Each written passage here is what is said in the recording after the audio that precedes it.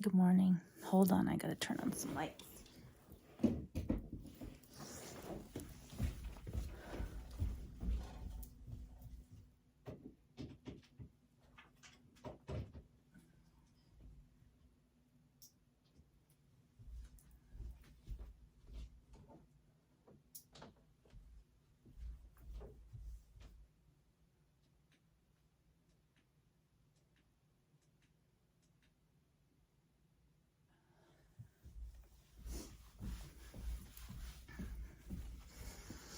Okay. All right. I'm finally using a tripod, a proper one. My garbage. Well, it's been a couple days since I did an update because I've been putting this studio together up here in my friend's bonus room. Because this is part of my my plan, my warrior plan to keep going. I know the last episode I did, I was showing the thermometers of where each one of my issues was, and all the issues amped up a whole bunch this week. And then we got together, my children and I, and made a plan, and some friends who know what's going on, and we got pretty much everything in a better place.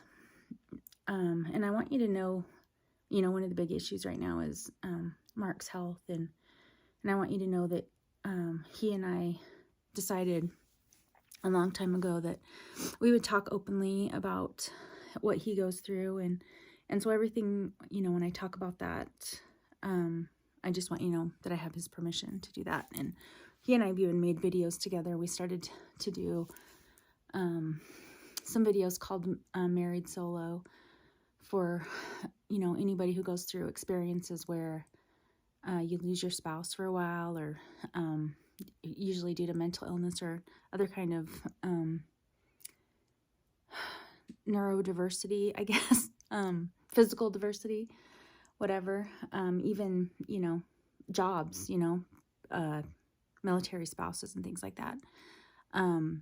So he's gotten worse, and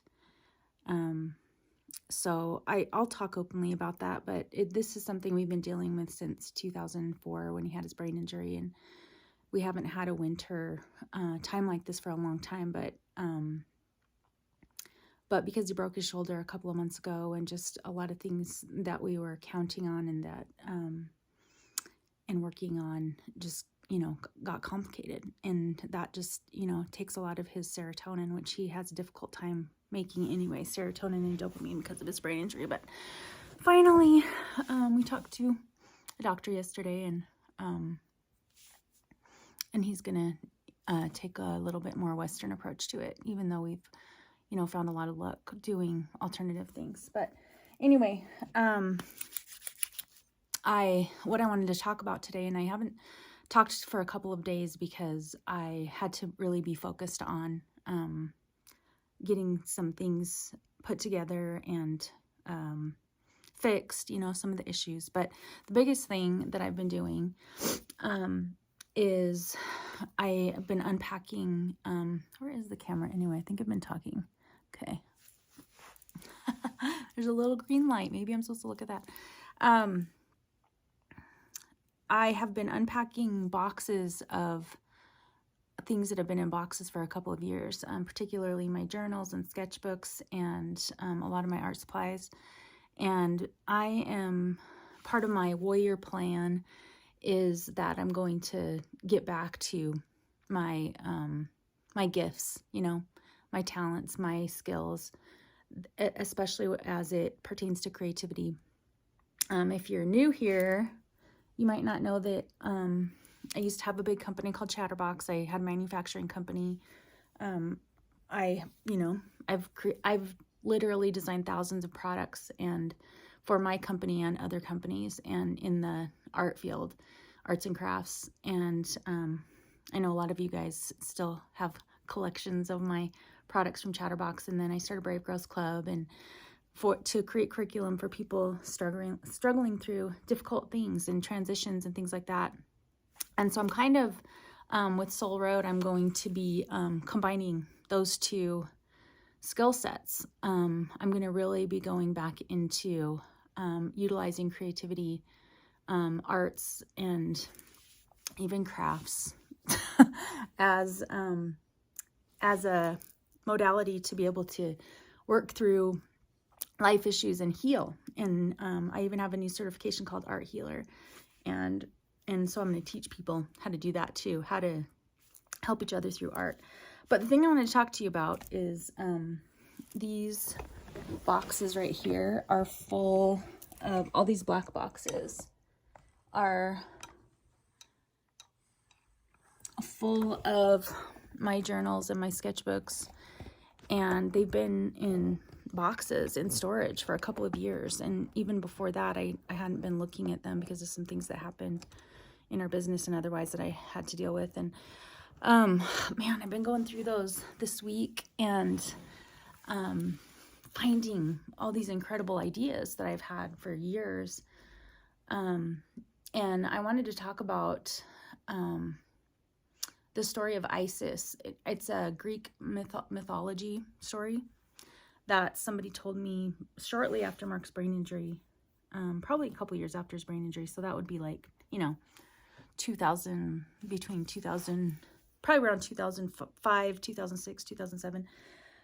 I actually came to a place here in St. George where I live, and it's the only time I'd ever been there until I came back here again in 2019 to get Mark some treatment. And then we ended up moving here in our RV, and I went to a place called Red Canyon. I drive by it all the time. It's like a health resort or whatever. But there was this woman there, and I was trying to figure out how to raise my 5 children, run my business, and take care of my husband as he recovered from his brain injury. And she told me the story of Isis, how she loved her husband so much, and he kept trying to be destroyed, I think by his brother or something. Probably a lot of you guys know Greek mythology way better than I do, but essentially they tried to kill him, some bad guys. I think his brother was involved in it. And they didn't, it probably had something to do with like an inheritance or something, but they, at some point they killed him, and then they hid him, and I think where he was hidden, or where he landed in the river, a tree grew, and that's how she found him. She ended up going and finding him. I hope I'm not totally botching this story. The part that I remember the most is the part that's coming up. She went and found him, and brought him back, I think, and then the bad guys found him again, and so that she couldn't go find him, they cut him up in pieces, and they buried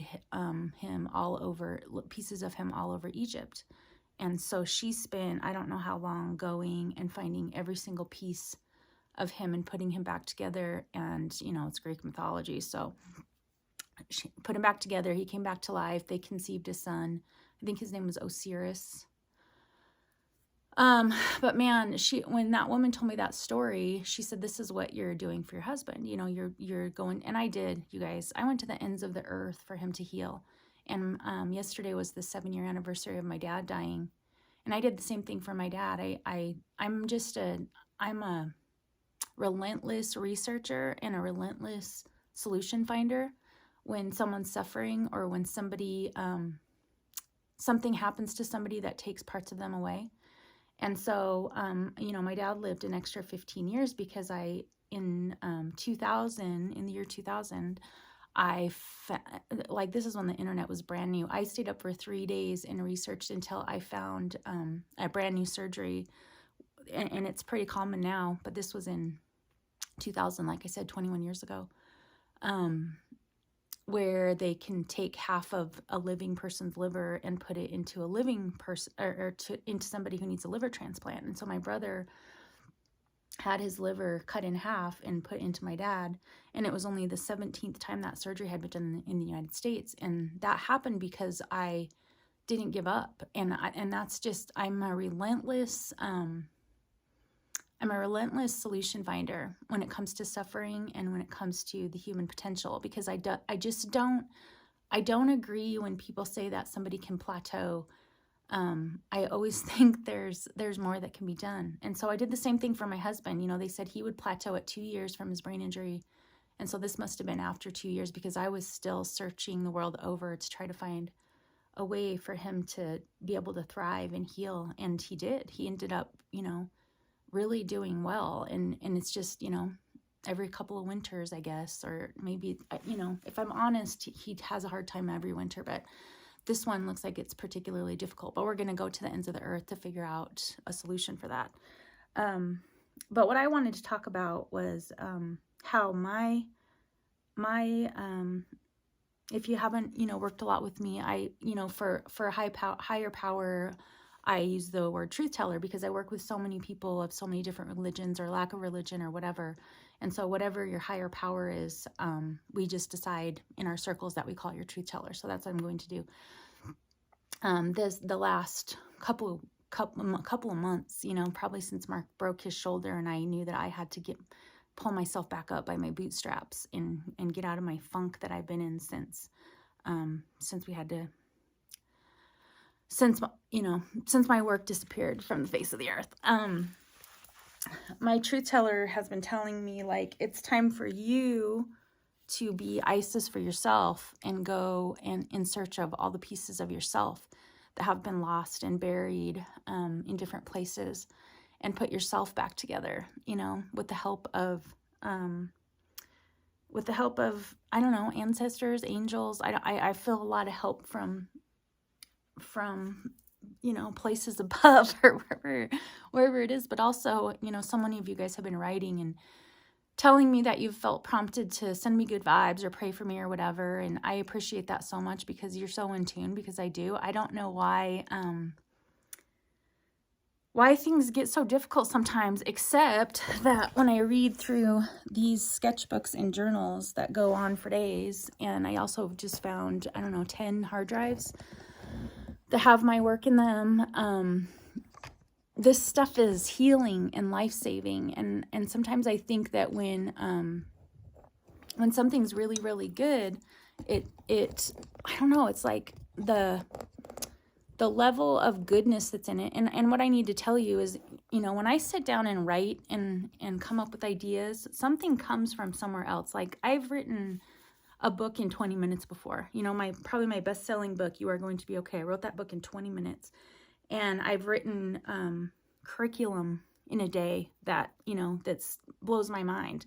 A lot of the stuff that I've found in these journals that's in my own handwriting, I had to go Google it, like, word for word, and see if I was writing down someone else's words, because I was like, holy moly, this is the medicine that I need, but this is the medicine that the world needs. And so the last few days, as I've been dealing with the issues, you know, that I showed you in the last video where I made the thermometers, I've also been in my free time just unboxing everything. And also I made a whole beautiful studio just out of stuff that I used to have, like, out, and I got some drop cloths, and I have these Costco shelves that I turned into tables, and I always have a lot of twinkle lights.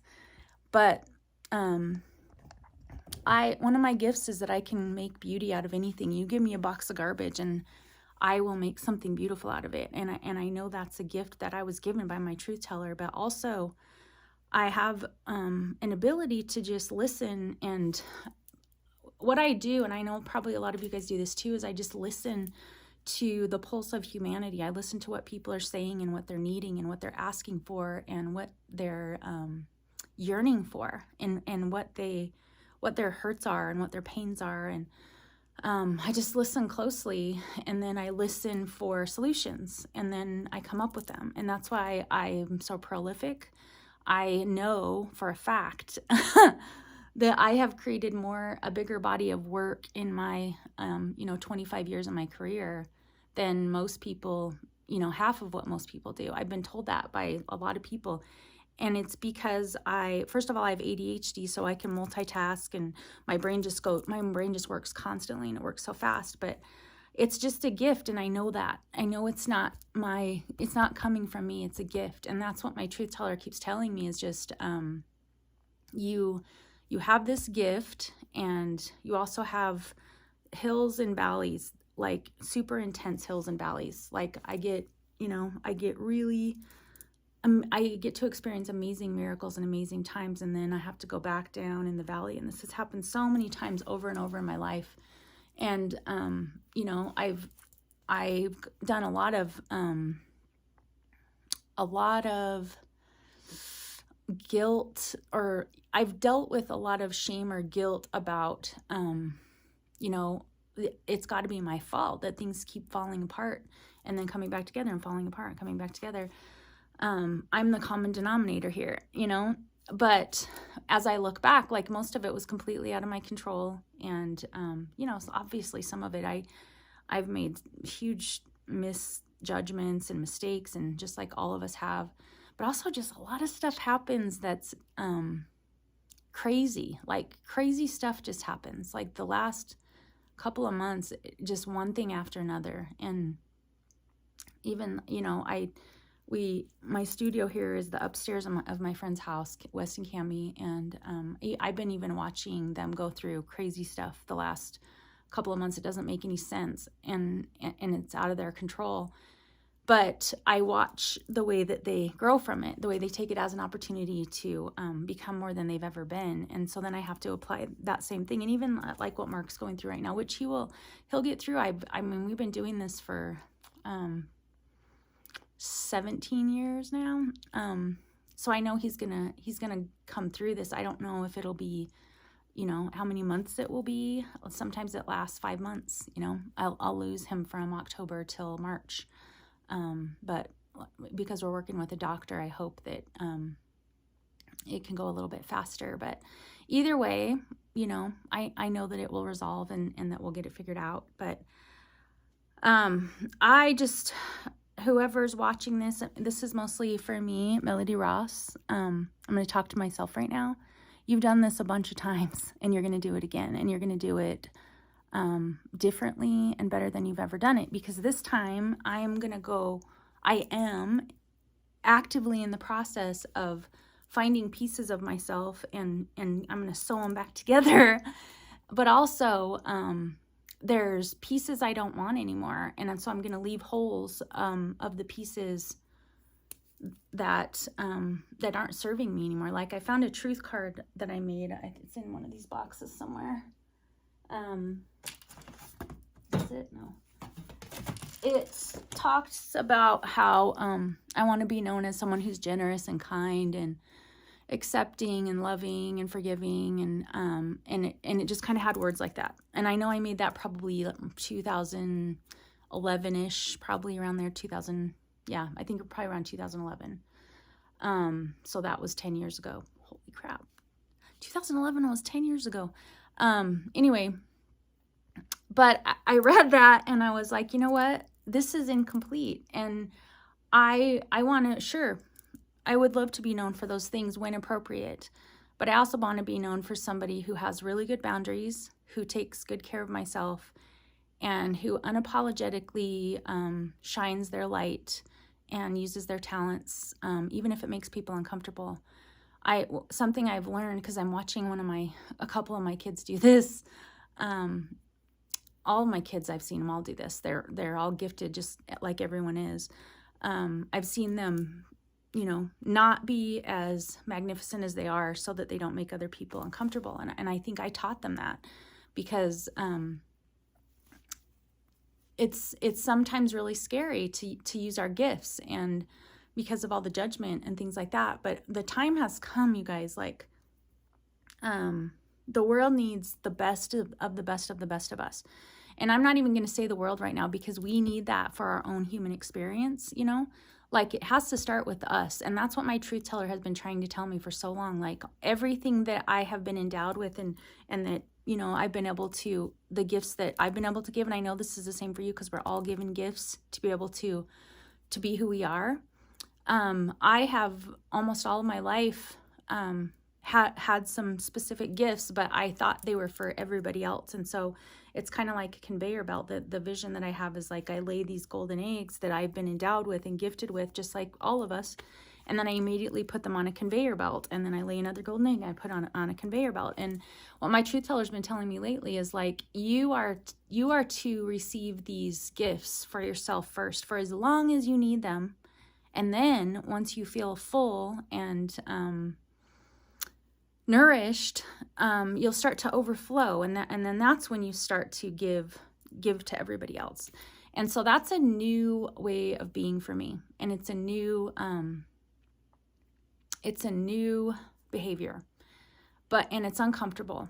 But the more I've done it, the more comfortable I get, and the more full I feel. And what I've had to do is just kind of sequester myself away a little bit to try to learn how to do this, because when I get new ideas or I get new writing and things like that, the first thing I want to do is put it on the conveyor belt and get it out there. And I've felt my soul talking to me, my truth teller, my ancestors. I don't know, you know, someday I hope when I die, I know exactly where all of this information and feeling is coming from. But when I'm feeling that, it's actually really nourishing me. It's like I just, if you haven't looked on my YouTube channel, I loaded this book or this old video called the Cool Whip diet. It reminds me of like we rush through life and we're hungry, and so we just keep eating this thing that we think tastes good and it never nourishes us. This sitting with myself and whatever this source is where things are coming from, and letting it, it's almost like letting it absorb into me, like I'm sitting in a pool of it, letting it absorb into me, or it's salve and it's absorbing into my skin. It's helping me to not only endure, you know, some of the difficult things that are happening right now that have been great gifts of learning, but see more about my potential and who I am, but also just have a whole lot of joy. And so, oh my gosh, I have all my things that I need out now that like I said, have been in boxes for at least a couple of years, sometimes longer. And then I have a whole bunch more in here and in all my hard drives. And I'm just telling you, I don't even know what the date is today. It's November 20th, maybe? November 20th? I should probably look and see what the date is. I think it's November 20th, 2021. And I am telling you, a year from now, things are going to be very, very different. And I know that. I feel it in my gut. Yep, it's November 20th, 2021. I don't want to make public like exactly the position that I'm in right now. Maybe in a year I'll tell you like what I was actually dealing with on November 20th, 2021. But I am going to come back stronger and more clear and unafraid than I've ever been in my life. And I know that's what I'm supposed to do. So anyway, this is Warrior Chronicles, episode, I don't even know how many episodes I've done, 2 or 3. And I'm resolved. I'm resolved and determined and sure. And, you know, I'm tired, sure, you know, but I know I'm going to do this, you know, and it's going to be a victory story. And, yeah, that's all I'm going to say. I'm going to tell you that every story of victory has villains, and so I just want my villains to know that, I'm back, and I hope that you just let me do what I need to do, okay? But even if you don't, I'm doing it. I'm doing it, and I'm doing it. I've done this a bunch of times, and I'm not letting anything stop me. You know, I was thinking the other day, like, you know, that toy from my generation anyway, it's called a Weeble. Weebles wobble, but they don't fall down. Sometimes I get so annoyed at how I can't stay down. I am truly a Weeble. Like, somebody will try and knock me down, I'll bounce right back up. I'll bounce right back up. And I'm like, Melody Ross, like, stay down. And I can't. It's just not in my nature. I'm a Weeble. So anyway, keep watching. I have some incredible stuff coming, and I'm excited. So I love you. Mwah.